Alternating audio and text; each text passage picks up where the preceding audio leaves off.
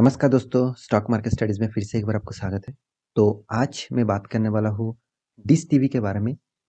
देखिए इसके ऊपर आज मैं जो बात करूँगा वो आपको कुछ कंपनी के बारे में डिटेल्स दूँगा और आज के दिन इस कंपनी ने एक अच्छा खासा अप ट्रेंड मूवमेंट दिखाया। तो उसके पीछे जो न्यूज़ है उसी के कारण है। तो पूरा डिटेल्स में यहाँ पे आपको बताऊँगा और इस कंपनी के बारे में फ्यूचर में क्या राय होने वाला है और आप जितने सारे निवेशक यहाँ पे निवेश करके रखे हैं, तो आपके लिए भी क्या राय होने वाला है, तो उसके बारे में ज़रूर आपको बात करूँगा। पूरा डिटेल्स में बताऊँगा और डिश टीवी का फ्यूचर क्या है, वो भी बताऊँगा। तो प्लीज़ इस वीडियो को पूरा देखना और अभी तक आपने मेरे चैनल को सब्सक्राइब नहीं किया तो ज़रूर सब्सक्राइब कर लेना। क्योंकि कोई daily basis stock market information चाहिए तो इस चैनल में बने रहिए। तो चलो देखते हैं आज के स्टॉक के बारे में। तो सबसे पहले मैं चार्ट पैटर्न के ऊपर आ चुका हूँ। यहाँ पे आप देख सकते हैं डिश टीवी का जो प्राइस रेंज है वो करीबन 17 रुपीज़ है। तो एक पेनी टाइप स्टॉक अभी बन चुके हैं। देखिए कंपनी पेनी स्टॉक नहीं था, कंपनी अच्छा खासा परफॉर्मेंस लेके चल रहा था।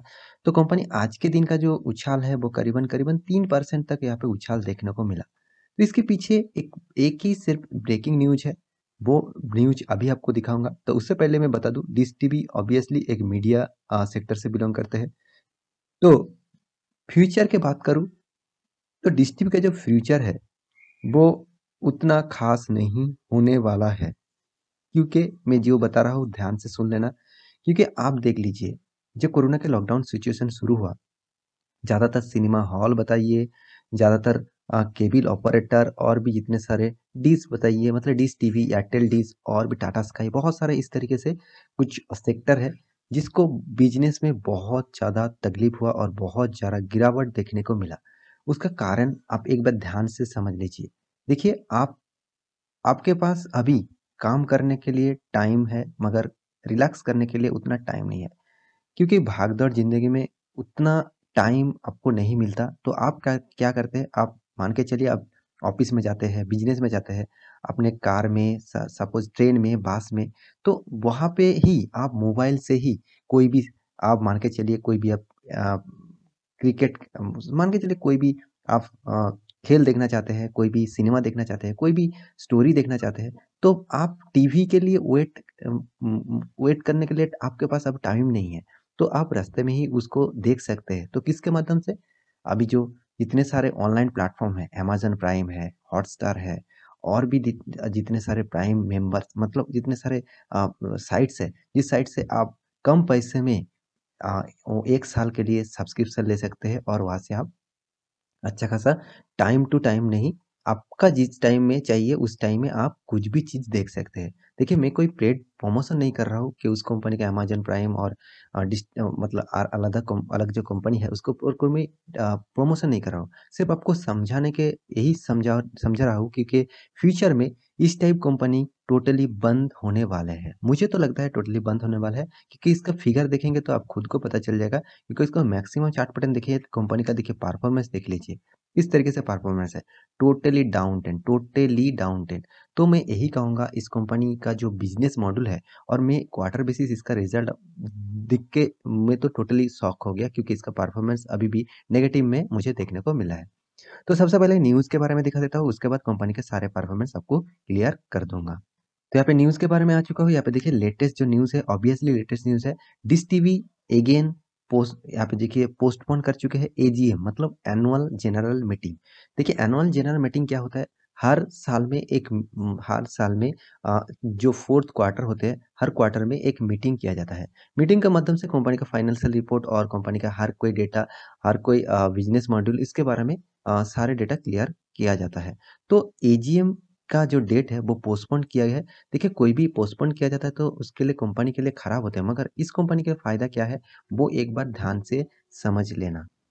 तो इसमें क्या फ़ायदा हुआ कंपनी का वो एक बार आर्टिकल के ऊपर जा ले जाता हूँ तभी आपको पता चलेगा। यहाँ पे देख सकते हैं जो डिश टीवी है एक्चुअली डिश टीवी जो है वो यहाँ पे देखिए which is facing A notice obviously notice facing किया है फ्रॉम इट्स लार्जेस्ट जो शेयर होल्डर है येस बैंक और यहाँ पे देखिए री जो येस बैंक का जो शेयर होल्डर मेन ज़्यादातर शेयर होल्डर के सबसे ज़्यादा स्टेक खरीदारी करके रखे हैं वो है येस बैंक। तो येस बैंक जो कंपनी है वो ज़्यादातर डिश टीवी के ऊपर शेयर खरीद के रखा है। मैं अभी आपको दिखा देता हूँ कितना शेयर डिश टीवी ने खरीद के रखा है।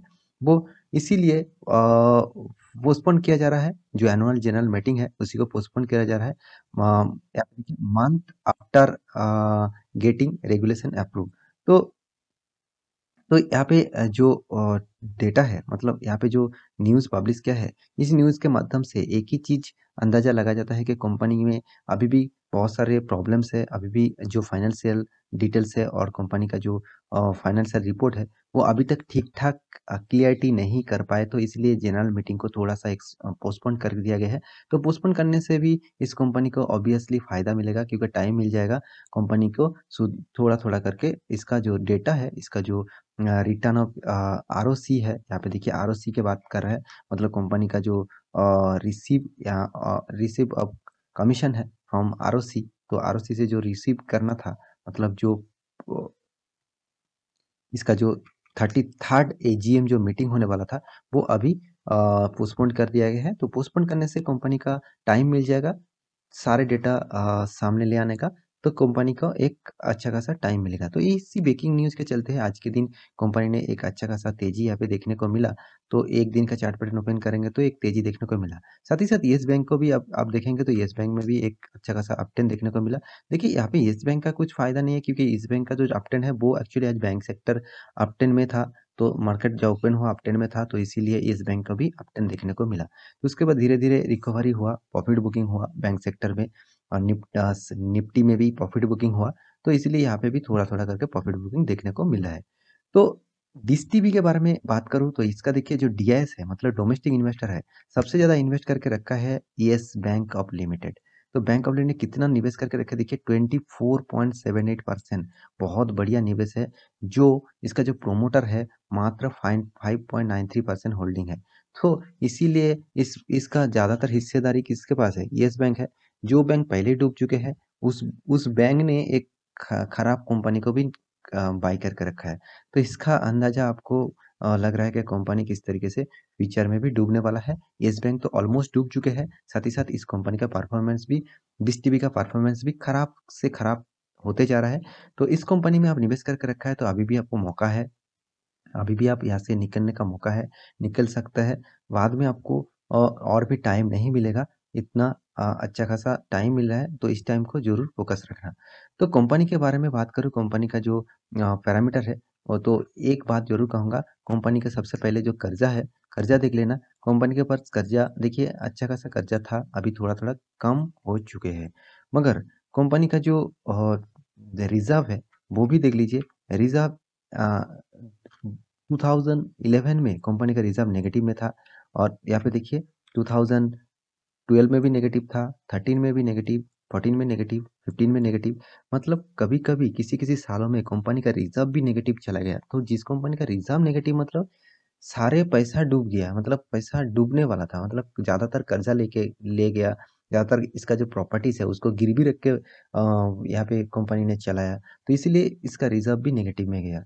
तो इसीलिए मैं बता रहा हूँ, देखिए इस कंपनी में निवेश करने से आपको कुछ फ़ायदा नहीं मिलेगा, क्योंकि इसका सेल्स ग्रोथ डाउन ट्रेंड में, प्रॉफिट ग्रोथ डाउन ट्रेंड में, return of equity down trend में। साथ ही साथ कंपनी 1 साल में आपको 65% रिटर्न दिया, ठीक-ठाक है, चलो कोई बात नहीं। मगर कोरोना के सिचुएशन में तो हर कोई कंपनी यहाँ पे रिटर्न आपको दे चुके हैं। 3 साल में 24% का माइनस, 5 साल में 28.8% का माइनस, 10 साल में 13% का माइनस। तो ओवरऑल बात करूँ यहाँ पे जो परसेंटेज है, वो टोटल कुल मिलाकर देखा जाए नेगेटिव में ही आपको रिटर्न दिया है। मतलब आपका फंड टोटली नेगेटिव में है, तो आप इस टाइप कंपनी से दूरी रहे तो अच्छा है। आपको अभी भी मौका है निकलने का, तो निकल सकते हैं, क्योंकि देखिए कंपनी हर सालों में लॉस कर रहा है। हर सालों में यहाँ पे लॉस देखने को मिला। हाँ, 2015 में, 16 में और 17 में थोड़ा-सा प्रॉफिट किया था। उसके बाद फिर से लॉस चालू हो गया, और यहाँ पे ज़बरदस्त लॉस अभी भी रनिंग है। तो क्वार्टर बेसिस, साल बेसिस हर कोई सेक्टर में आपको लॉस देखने को मिला, और एंटरटेनमेंट सेक्टर में जो इसका फील्ड है, मतलब एंटरटेनमेंट सेक्टर में कंपनी 8 नंबर पोजीशन में आते हैं, जिसका हर डेटा आपको नेगेटिव देखने को मिलेगा। तो कंपनी का और एक चीज़, सबसे जो बड़ी चीज़ मुझे नेगेटिव देखने को मिला, वो है रिटर्न ऑफ इक्विटी, नेगेटिव 10 में है। साथ ही साथ कंपनी का प्राइस रेंज अभी ₹17 के अंदर चल रहा है, मतलब इसका मतलब ये नहीं कंपनी में आप जाकर ज़बरदस्त माल उठा लीजिएगा। कंपनी पेनी स्टॉक इतना सस्ते में माल चल रहा है। देखिए आप ₹100, ₹200, 500, 1000, 2000, 1 लाख, 2 लाख, 5 लाख कितना भी निवेश करिए, मैं सिर्फ एक ही बात कहूँगा, आप अच्छा खासा स्टॉक में निवेश करिए, तभी आपको अच्छा खासा रिटर्न मिलेगा। आप मान के चलिए अब मान सोल ₹17 चल रहा है, आपको लग रहा है कि 1000 क्वांटिटी उठा लूँ, 500 क्वांटिटी उठा लूँ, तो लॉस होगा तो कितना लॉस होगा? देखिए आपका जितना पैसा है मतलब पूरा ही लॉस होगा ना, तो इसीलिए आपको अच्छा खासा स्टॉक पिक करना चाहिए। तो मेरे कहने का मतलब आप समझ चुके हैं, तो कंपनी के ऊपर आप निवेश करने से पहले पूरा पैरामीटर चेक करिए, सारे डेटा चेक करिए, उसके बाद निवेश करने के लिए सोचिए। तो आशा करता हूँ सारी जानकारी आपको मिल चुका है, तो मेरा वीडियो अच्छा लगे तो लाइक करना, दोस्तों के साथ शेयर भी करना। मिलते हैं अगले स्टॉक लेके, तब तक के लिए अच्छे से रहिए, अपना ख्याल रखिए। Bye bye.